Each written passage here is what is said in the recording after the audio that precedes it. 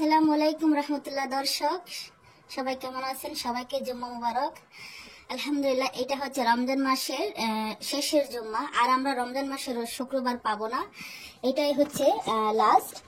তো দর্শক, আপনারা সবাই কেমন আছেন, কি করতেছেন জানাবেন। আপনারা কি সবাই 30টা রোজা রাখছেন নাকি রাখেন নাই? হ্যাঁ, অনেক মানুষ আছে রোজা রাখতে পারে না, অনেক পুরুষ আছে অনেক পরিশ্রমের কাজ করে তো রাখতে পারে না, চেষ্টা করলেও পারে না, কিছু করার নাই। তবে আমার একজন চাচা জানেন, উনি এতটা পরিশ্রম করেন, তারপরেও কিন্তু রোজা ভাঙেন না। আরে ওনার মতন কেউ কষ্ট করে না রমজান মাসে, উনি এত কষ্ট করে তো পরিশ্রমের কাজ করেন, গ্রাম অঞ্চলের মানুষ তো বুঝেন, তাও কিন্তু উনি রোজা ভাঙেন না। তো আলহামদুলিল্লাহ, এবার রমজানে খুব ভালো কাটছে। রমজান মাসে তেমনটা গরমও ছিল না, কষ্টও ছিল না।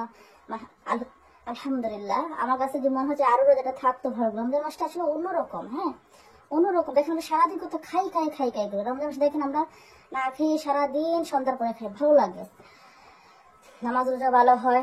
তো যাই হোক দর্শক, আপনারা কি বলবো, কে কটা রোজা রাখছেন জানাবেন, নাকি রোজা রাখেন নাই সেটা জানাবেন।